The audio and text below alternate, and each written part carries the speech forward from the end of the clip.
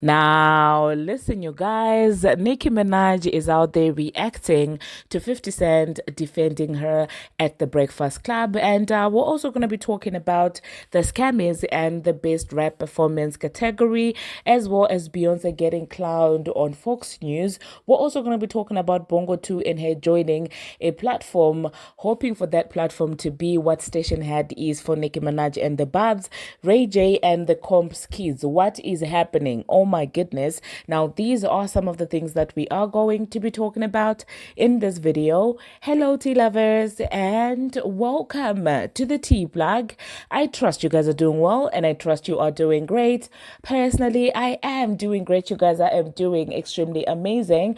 And without further ado, let us dive straight into today's team.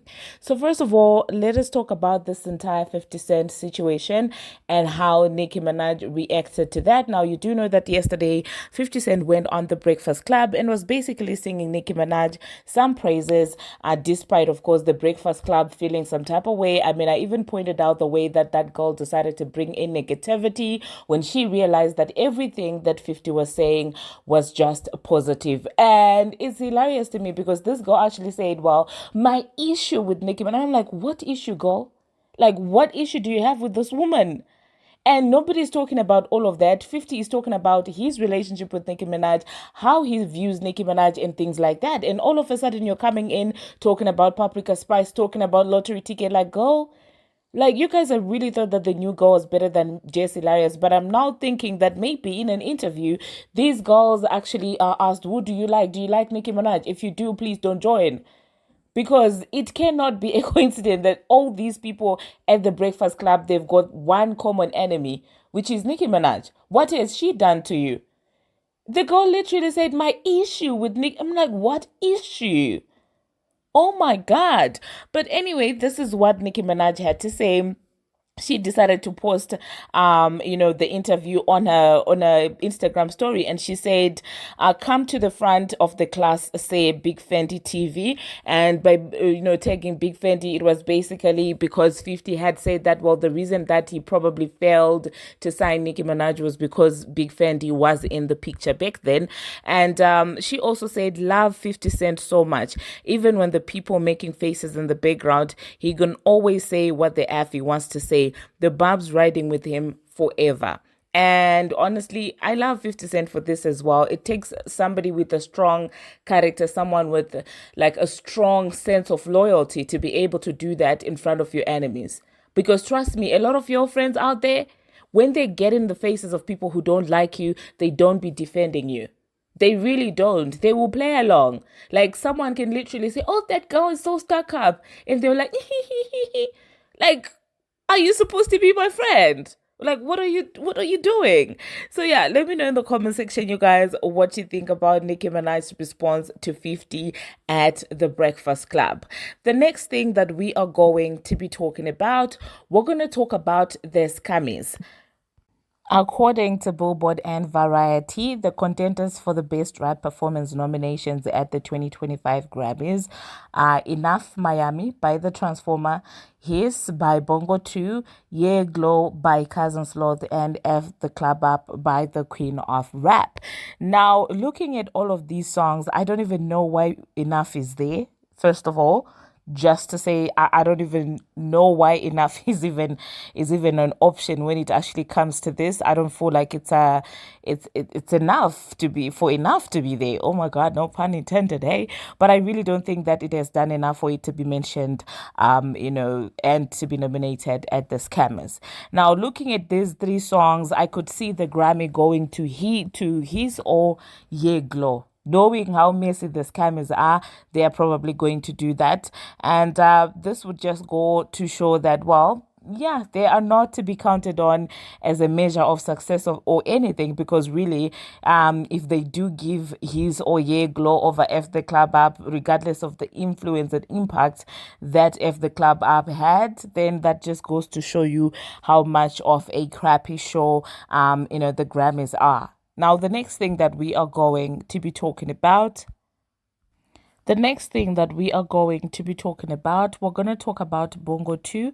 Now, it is actually being reported that Bongo II has officially joined Weas, and Weas is basically an app in which fans can interact with the artist. And at this point, I'm just like, she definitely needs that. She has been trying to go on Station Head and stuff like that, and some people do feel some type of way because they feel like she's been imitating every single thing that Onika has done. So now that she has her own platform, that she's doing all of this, her own platform, which she will not be stalking Nicki Minaj, that is absolutely good news for her. I hope the non-existent hoties actually do go there and join, because I noticed that a majority of these fans that claim to love these other female rappers, they'd rather listen to Nicki Minaj on Station Head and complain about how slow she talks than actually go and listen to their favorite speaking. I don't even understand the logic in that. Like, you will see them flooded on Nicki Minaj Station Head. Meanwhile, they swear they don't like this woman. Meanwhile, they are telling you that they are hottest. I'm like, now flock over and go to Weas. Okay? The next thing that we are going to be talking about, Fox. So it seems like Fox is out there calling in people who are out there dragging the behind out of Beyonce, and I'm just like, what is this?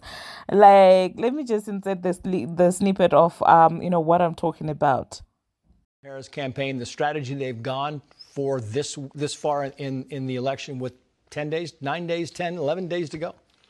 She's absolutely desperate. I mean, she's out here bringing every celebrity she can to try to get any kind of endorsement, because she knows that she doesn't have any substance herself. She brought Beyonce out tonight, and it's like, Beyonce doesn't need to be doing that. Beyonce needs to be focused on trying to keep her album on the charts, because it's already gone. Xavier, Bryce Hall, thank you for coming on. We appreciate your time. Best of luck to both of you. Come back and visit us again. Thank you. Well, there you heard the men, you guys. I understand you might be frustrated that, well, Beyonce is endorsing a political party that's not the one that you're supporting. But, oh my God, the shade, the reading, it's not giving Fox. If anything, it's giving the Shade Room. If anything, it's giving TMZ and stuff like that. Like, what? That's one thing that I wasn't expecting to see on Fox. Oh my God, what does their album staying on the charts have anything to do with, her endorsing Kamala? Like, please. Oh my goodness. Let me know in the comment section, you guys, what you think about that. Now, the next thing that we are going to be talking about, we're going to talk about the Combs clan, okay? It seems like the Combs clan was out there trying to get into it with Ray J. And, reports are saying that Chris Brown is the one that actually ended up, diffusing the entire situation. And it seems to be like quite the crazy situation, in my own opinion, because I'm just like, well, Ray J versus these kids was definitely not on my 2024 bingo card. But anyway, Hazel was present, and she was super excited to give us the details of everything that happened. So let me just quickly insert what she had to say, and then I will catch you after that. Trying to exit the building, actually.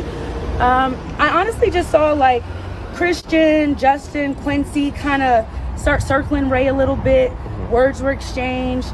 Things started getting heated as we went into the parking garage.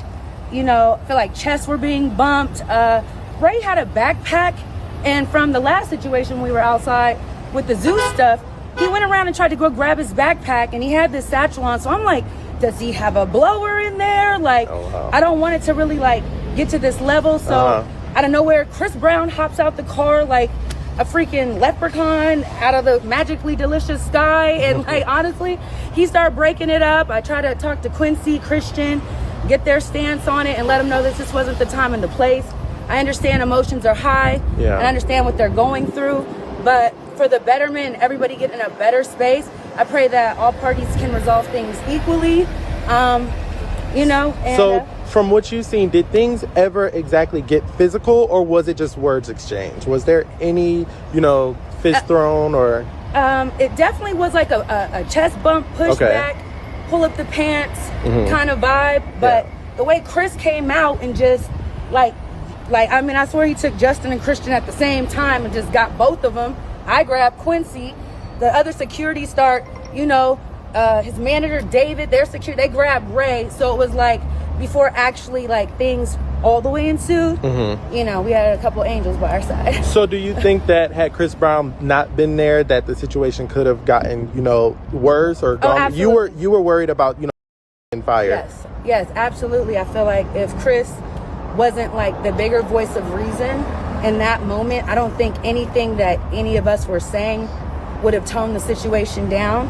So honestly, yeah, Chris really did help the situation. I don't know when Chris became the big homie. You know what I'm saying? Well, after, we're just trying to get Ray calmed down, because at this point he feels like he got pressed by the Combs kids, and he's like, you know, a grown man, OG from LA. He feels like they in his city. You know what I'm saying? So his emotions were definitely high, running rampant.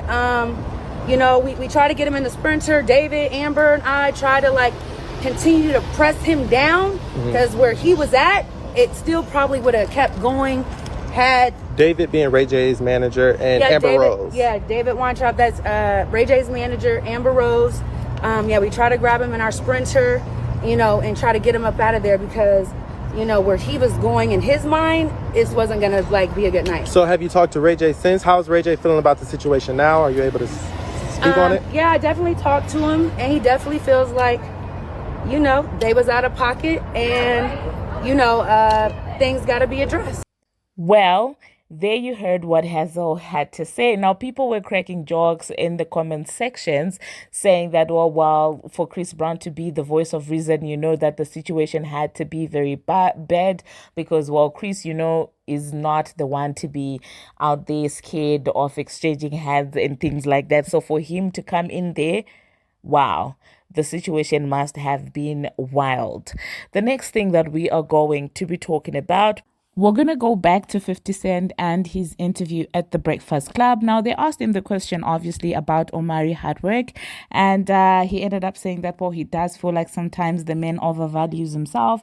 And it seems like the comment section was not really happy with that. They felt like, how dare you tell another man, you know, what his worth is? Oh, my goodness, you can't tell another man how to value themselves. Let me just insert what he had to say. And let me know in the comment section, do you think that he was making sense? Or you think not? Okay, let me quickly insert that, and then I will catch you after that. When you hear Omari doing interviews, Omari Hardwick, do you feel like he's ungrateful for some of the moves and things that you did for him? I think he leaves people feeling like he said it to me. You know what I'm saying? Like, like what the fuck? Look, I'm the. Also point out the fact that when you don't have money, that I'll give you the money. Like, give him $50,000, $60,000 and say, yo, nah, just get back to me when you're ready, like, until you're comfortable and settled in. I don't believe we can win consecutive championships if the players are hungry. The team is hurting back there, if that's the case. So and then you go on, they don't change financial thresholds of how people are being paid on these projects until you get to season 3. We get to season 3, it changed so he can handle it after that. Then he didn't need the loans anymore. When you hear Omari doing interviews, Omari Hardwick, do you feel like he? But when he says this stuff on, I think he overvalues himself. To be honest with you, because since then it's been a long time since he hasn't been in power. Why are we not excited about the new projects? What new project? His new projects. He got new. I didn't know. See, that's what I'm talking about.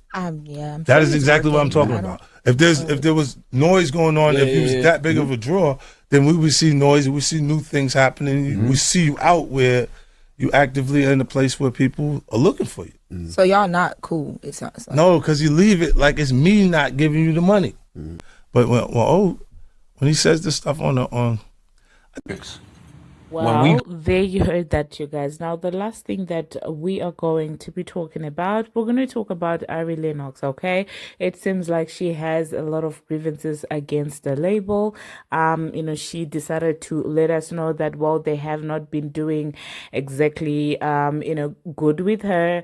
Nothing that we haven't had before, really, when it comes to the industry, the record labels and how messy they can be. But it's very heartbreaking.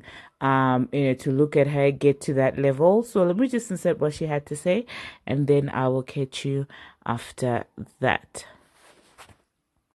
Management, I didn't want this recent video to come out because I'm tired of people treating me like I'm the face of mental health and that people I'm tired of people treating me like they're so sorry for me.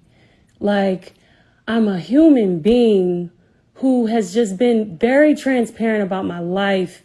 And it is just weird how everyone it just gets really agitating being treated. The whole point of the Smoke video was to take back, like, just fucked up. The whole point of this album was to take back, like, every fucking negative thing people have said about me and to try to own that shit and be like, fuck y'all. And there's nothing that I will ever be able to do to try to repair my reputation, because at the end of the day, people are hell-bent on painting me as this insecure person who is just the face of mental health. It's not something I ever really wanted for myself, but it's like, it is what it is. Here we are, like, people come up to me and they're just like, hey, you know, how you doing? Like, are you? And I'm like, yeah. And they're like, oh, wait, how you doing? You know, mental health, like, bro, what the f-? Like, so even in real life, like, it's the conversation. Like, I don't want to have interviews with people because it always becomes that. But the point is that I changed my mind against releasing this video, and I told management and I told the label, and they told me that they would take it down. They told me that it wouldn't come out. And apparently they're telling me that the video, the people in charge of the video were unresponsive. But they're like, you know what, but everyone loves the video, so we're just going to keep it up. No, y'all are not going to manipulate me. Like, y'all are going to be accountable for that. Interscope, like, you're going to be accountable for that. I told you I wasn't comfortable with it. And, like, because there was some miscommunication or someone shady, like, I don't know who, but, like, I'm saying very clearly I'm not comfortable with it being out for multiple reasons. Like, I just wish I had a label that cared, that would want to protect me. I wish I had a label that wouldn't have me out here trying to explain why I need advertisement. Like, why I need advertisement for my record. Like, why, like, Colgate spent $2 billion advertising, and they received $2 billion in 2023 advertising. You cannot expect an artist to be anything without advertisement. Like, you can't. You can't. Why am I begging for advertisement? Like, why am I paying for my own Google ads? Like, no, it's not okay. So I just want to be released. And it's just that simple. And I'm tired of being nice. And I was trying to do everything the right way. But now this was my final straw. Like, I have communicated effectively, and no one cares. So now we're here in toxic ass social media world. Or this is how I'm deciding to express myself in a toxic way. Like, but we're here, and I don't know how else to, like, I don't know how else to get it through people's thick head. Like, stop playing with me. Like, stop playing with me, and I'm tired of being nice. I'm tired of being nice. I was very clear about certain things not being released, and especially without me approving it.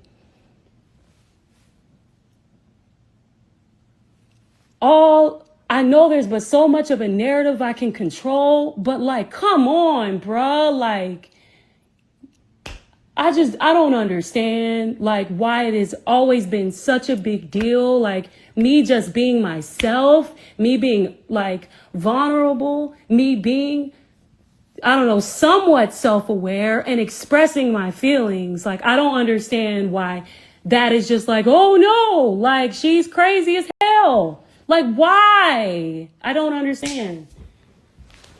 I don't understand why, like, people treat me like I'm about to self. it's really getting out of hand. And it's annoying. It's annoying. It really is. Because I obviously I'm very transparent, and like if this was, I would just say it. I would just say it. Like, honestly, I'm okay when I'm not doing music. Like, I'm okay.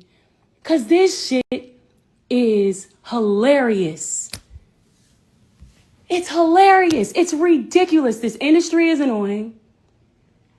And while I had so much fun making Shea Butter Baby. I had so much fun making all of this music. It just gets exhausting after a while knowing that you are amazing and having to convince people that, having to convince your label that, having to convince. Well, there you heard that, you guys. There you heard what Ari had to say.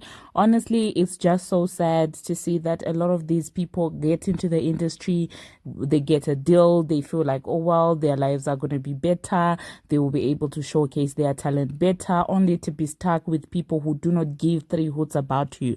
Like, it's just so sad, in my own opinion. But anyway, let me know in the comment section, you guys, what you think about all of this.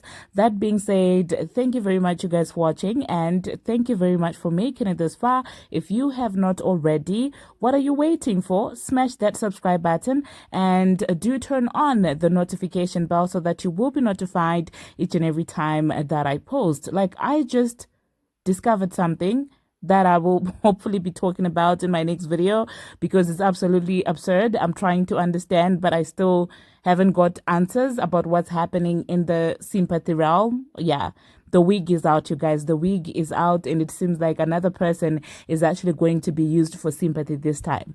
Until my next one, see you.